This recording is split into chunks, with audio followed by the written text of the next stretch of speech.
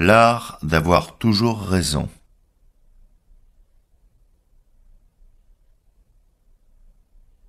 La dialectique éristique est l'art de la controverse, menée de telle manière qu'on ait toujours raison. Donc per fas et nefas, qu'on ait raison ou tort.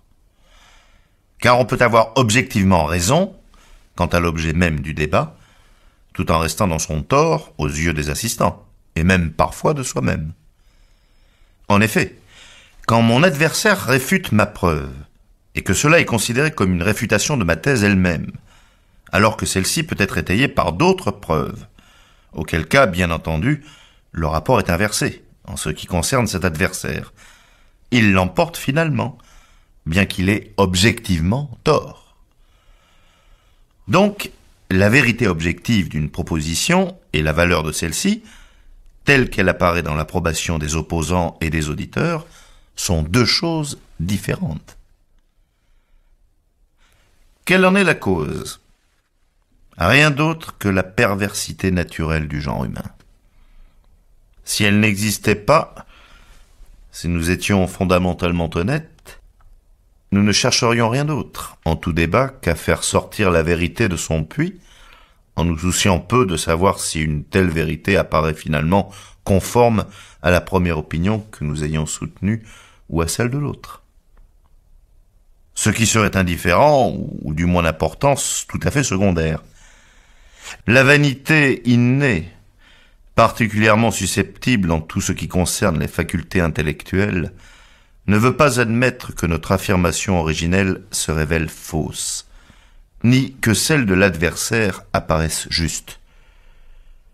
Par conséquent, chacun, sans doute, ne devrait ne rien chercher d'autre que de formuler des jugements justes. Pour en arriver là, il devrait commencer par réfléchir, et ensuite ouvrir la bouche. Mais, chez la plupart des hommes, la vanité innée est accompagnée d'incontinence de langage et d'une malhonnêteté native.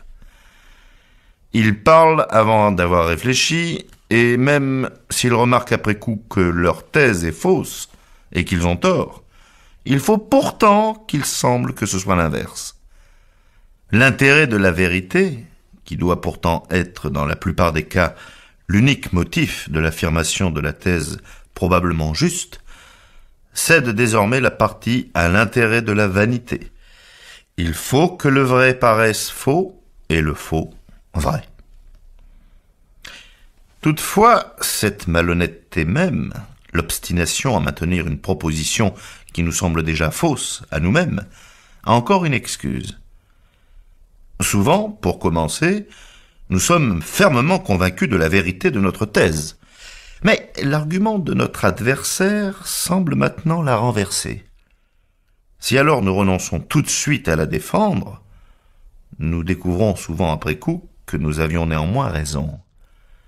Notre preuve était fausse, mais il pouvait en exister une exacte en faveur de notre thèse. L'argument sauveur ne nous était pas apparu au premier abord. De là vient que se forme en nous la maxime selon laquelle, même lorsque l'argument de l'adversaire apparaît exact et concluant, nous n'en devons pas moins l'attaquer, convaincus que sa justesse n'est elle-même qu'apparente, et qu'il nous viendra à l'esprit, durant la controverse, un argument capable de renverser la thèse adverse, ou de renforcer la nôtre, de quelque autre manière. Ce par quoi nous sommes presque contraints, et en tout cas facilement tentés, de faire preuve de déloyauté dans la controverse. De cette manière, nous portons alternativement secours à la faiblesse de notre intelligence et à la perversité de notre volonté. Il en résulte que, en règle générale, celui qui s'engage dans une controverse se bat non pour la vérité, mais pour sa proposition. Comme si c'était pro ara et focis, pour son autel et son foyer, et qu'il agit ainsi per fas et nefas, et, comme nous l'avons montré, ne saurait faire autrement.